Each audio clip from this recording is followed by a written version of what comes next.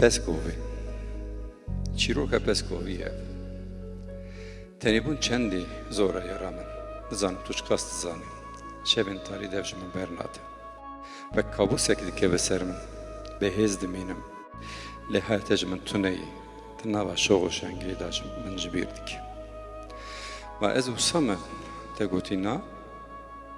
wale ka carek din bêje te çi gotî ma tu bawer dikî ez te ji bîr bikim nexêr belê wîsayê şêrîna min ez dizanim tu jî min ji bîr nakî lê bizanibe ez di nava sed hezara tenya bi te ra min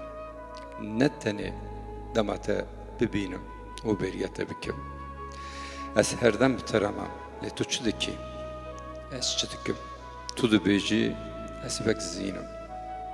herdem dişewitî ma tu nizanî qey an xwe ji zinara babêjim da ku tu bawer bikî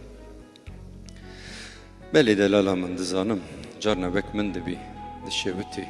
bîna şewata te heya ber min tê dikişînim lava dilê xwe bi te re dişewitim lê piştre car wenda dibî berê xwe didime xwezayiyê tu tuneyê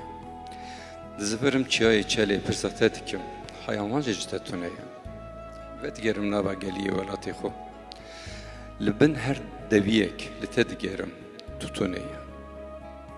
berê xwe didim çiyayê Spanê xelatê komek peskovê rastî min hatin ber bi peskoviya beziyam lê negîştim peskoviya ji dûr vaqêrîn kirim ka bisekinin pirsek min heye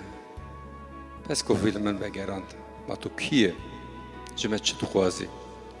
an tu siyamendê rûnişim ser zinarek tamaşa peskoviya kirim û qêriyam walla ez nesiyamendim ez di pêş şopa yara xwe me ma qet çavê we bi yara min neket yara tekî swar û yara min bêjin zirav e rû bi ken e şêrîn e ve xezal anayî peskoviya dest bi giriyê kir nexêr me nedîtiye piştê siyamenda xwe jî me son xwarê em ê nêzîkî tu evîndar nebin em ê ji dildara dûr kevin da ku kesek nebêje hûn xirabkarin bila nebêjin ji rûyê peskoviya evîndar ji hevdû dûr dikevin em hêdî bêzar bûn ma hûn nizanin ku me tenê ji tirsa xwe lingê xwe hêjan û bûn sedemê siyamend ma hûn dizanin her rojekê ji bo me mirin e em her roj ji bo wan digirîn em naxwazin bibin çîrokekî din li ser zimanê dildara swar û destê xwe bide ser dilê xwe heger germahekê hebe bizanibe yara te li gel te ye dev ji çiya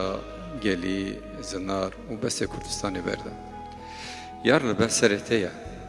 heger aliyê çepê sar bibe bizanibe ke yar hêdî tunayê swar û oğur be